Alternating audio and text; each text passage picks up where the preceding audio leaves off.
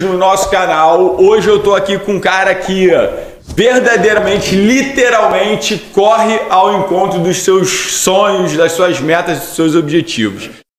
Mas antes de eu passar a palavra para ele, da gente saber quem é esse cara com uma história incrível, eu quero que você dê um like e que você compartilhe essa live com outras pessoas que com certeza vão se inspirar nessas histórias, porque pessoas comuns, com um objetivo claro, bem definido, conseguem feitos extraordinários. E essa é a intenção do nosso canal. Mostrar que pessoas como eu, como o Giovanni, como o Moraes, como as pessoas que sentam aqui, podem sim conquistar o seu extraordinário. Mas eu não vou me alongar não. Dá o seu like aí e manda esse bate-papo aqui para outras pessoas. E eu quero saber quem é o Giovanni PQD.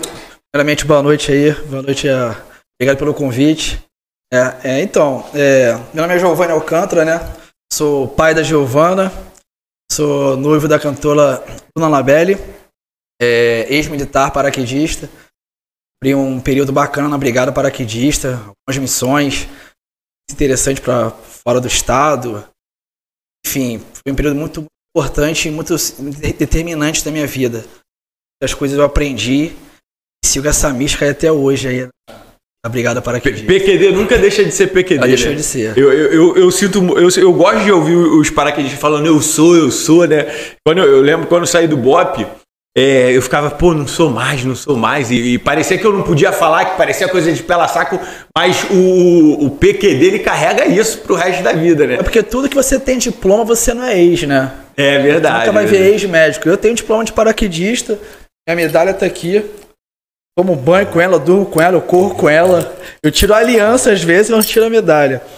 E leva sempre pra minha vida toda. Legal. Cara, antes da gente entrar nas histórias que você vai contar aqui, que eu já sei um pouquinho, que a gente estava batendo um papo, eu sempre gosto de perguntar aos convidados como é que foi a tua infância.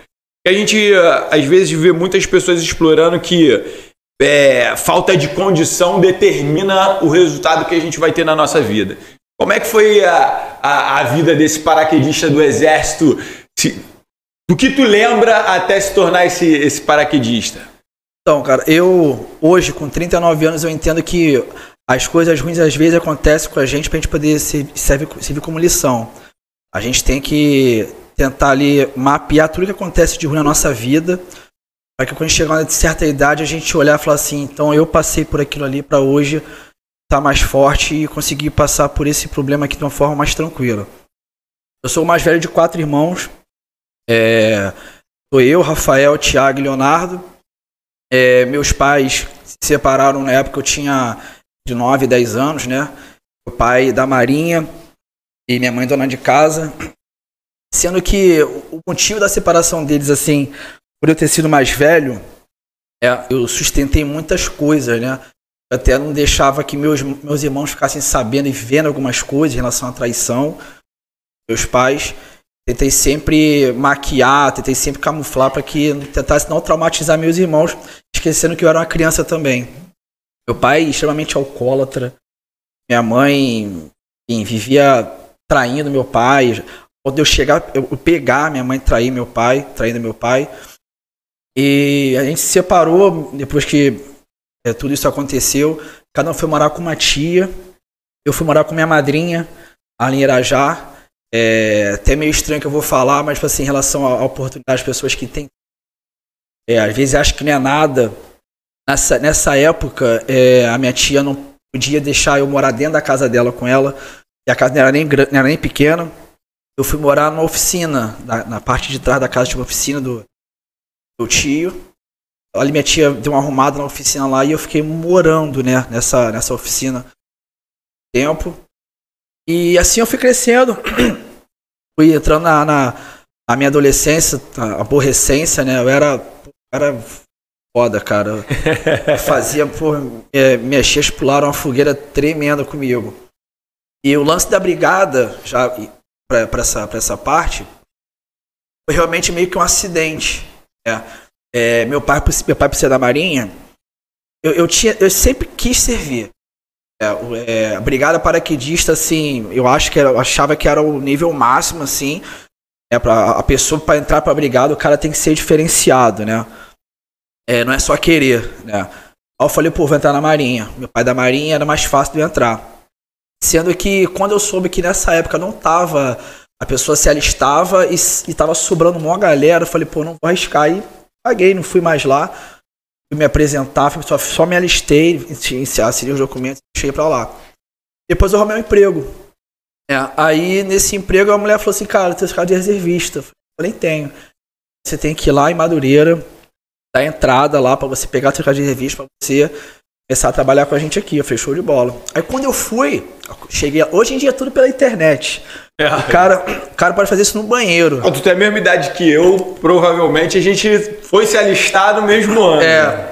Só que você cagou pro outro certificado, né? Caguei pra Marinha. A Marinha não era muito comigo. Se fosse até fuzileiro, que fuzileiro é concurso. Até de repente poderia interessar. Mas, pô, eu falei, não vou ficar aqui um tempão sabendo que depois eu vou embora, então não quis.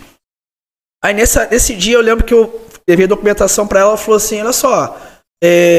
passou aqui por quase 2 anos que você não se apresentou, mas você tem como servir ainda. Eu falei, onde? No Exército. Eu falei, caraca, eu não acredito. Eu falei, sério? Eu falei, pô, então eu quero. Ela foi, assinou os documentos lá. Aí eu fui no RecMec, não sei se tu conhece. Pô, antigo RecMec, ali em Campinho.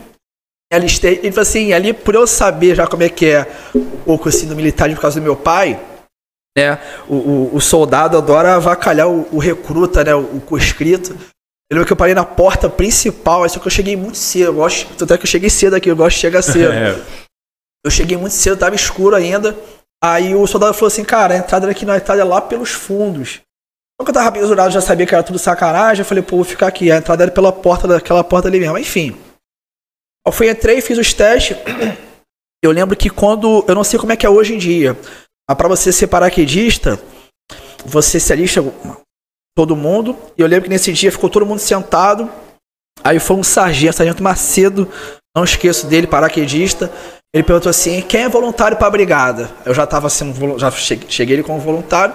Era um dos primeiros, eu levantei o braço. Aí ele ficou olhando assim. Eu falei, pô, bom, a galera levantou, né? Eu pensei, ali pra trás, cara, 8 só. A galera assim, de 100 e pouco, só 8. Eu falei, caralho. Fizemos as barras, não lembro se na época foram 12 barras, que era o permitido, né? E eu tava treinando muito pra essa parada. Pra ter noção, eu entrei na academia pra poder entrar pra brigada. Eu fazia barra na academia, eu botava aquelas tornozeleiras aqui de peso, botava 1 quilo de cada lado pra poder treinar barra, só fazia barra com aquilo. Quando eu fui fazer no dia lá, pô, destruí. Feito lá em cima, brinquei. Aí entrei pra brigada, fui pro 27, bem pequeno.